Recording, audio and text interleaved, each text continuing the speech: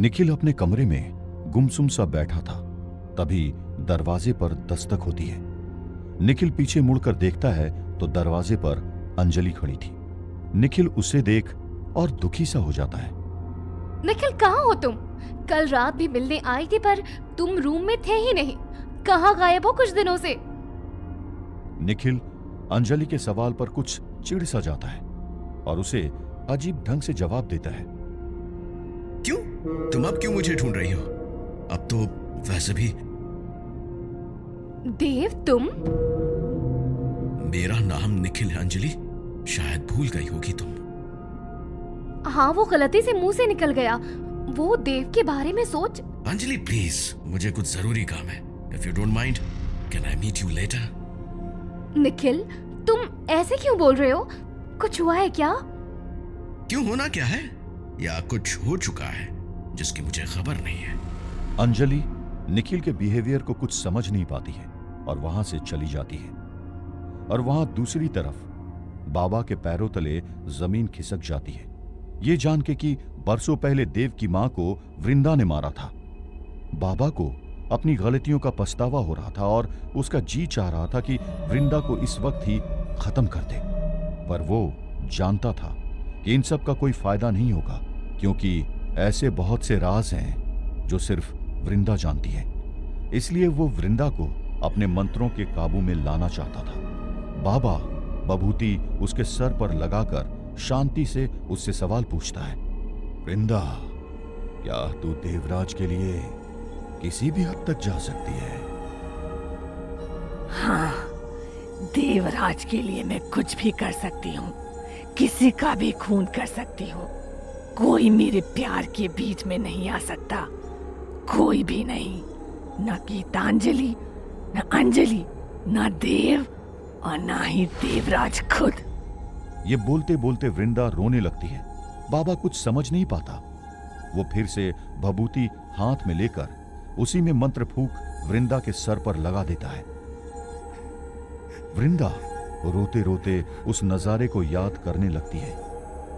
सब ठीक चल रहा था। देवराज का भरोसा गीतांजलि से उठ गया था, पर न जाने कहां से उसने फिर देवराज से मिलने का रास्ता ढूंढ लिया।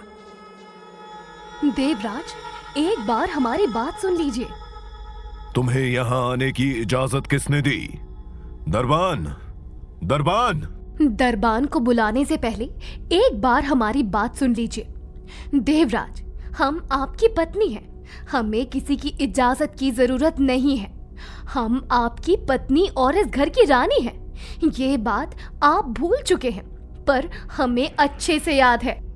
हमें सिर्फ इतना याद है कि तुम हत्यारी हो हमारे बेटे की, और उसकी सजा तुम्हें जरूर मिलेगी। जब तक इल्जाम साबित नहीं होता, हम किसी सजा के हकदार नहीं हैं। और एक और मौका तो आपके दरबार में भी मिलता है, बस वही मांगने आए हैं। आप मेरे साथ चलिए, मैं आपको अपनी बेगुनाही का सबूत दिखाती हूँ। गीतांजलि देवराज को महल से कोसों दूर एक नदी को पार करके एक पहाड़ी की ओर ले जाती है। वहां वृंदा पहले से मौजूद थी, इसलिए गीतांजलि ने देवराज को छुपने के लिए कह दिया था और खुद वृंदा के सामने गई। वृंदा, हम हैरान हैं कि तुम अभी भी जिंदा हो। तुम्हारी जगह कोई और होता तो कब का अपनी जान दे देता। बोलो, क्यों बुलाया है हमें? सही कहा तुमने। वैसे भी हमारे पास जीने की अब कोई वजह नहीं छोड़ी है। तुम्हारी मेहरबानी। लेकिन हम तब तक अपनी जान नहीं देंगे जब तक तुम देवराज को खुद सच नहीं बता देती हो। अच्छा, कौन सा सच? इन सब के पीछे हम हैं? तुम्हारे प्यारे बेटे को हमने मारा है, या ये देवराज के छोटे भाई भास्कर और उसकी प्रेमिका को हमने मारा है? बताओ, क्या क्या बताऊंगी। हमें लगता है हमें अब जरूरत नहीं पड़ेगी। अच्छा, क्यों? गीतांजलि पेड़ की ओर इशारा करती है और देवराज बाहर निकल कर आता है। देवराज को देख वृंदा अपनी सिट्टी बिट्टी खो देती है। देवराज, आप? मैं वो मैंने कुछ नहीं किया। ये झूठ। बस वृंदा, तुमने हमारे साथ धोखा किया, वो एक बार के लिए हम माफ कर सकते हैं, लेकिन हमारे जिगर के टुकड़े के साथ हम तुम्हें जिंदा नहीं छोड़ेंगे। तुमने इतना विश्वासघात किया क्यों वृंदा? हमारी क्या दुश्मनी थी? जी चाह रहा है तुम्हें अभी खाई से फेंक दें, लेकिन नहीं, तुम्हें ऐसी मौत देंगे जो पूरा रत्नागिरी याद रखेगा। तुम याद रखोगी अगले 10 जन्मों तक। नहीं नहीं देवराज, ये सब फरेब है। हमने कुछ नहीं किया है, ये सब इस गीतांजलि ने किया है। इतना कह वृंदा बहुत आक्रोश से गीतांजलि का गला दबाने लगती है। गीतांजलि सांसों के लिए तड़पने लगती है। देवराज उसका हाथ छुड़ाने की कोशिश करता है। छोड़ो मुझे।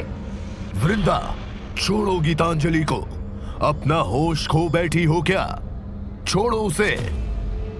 नहीं देवराज, यही मुसीबत की जड़ है। हम इसे जिंदा नहीं छोड़ेंगे।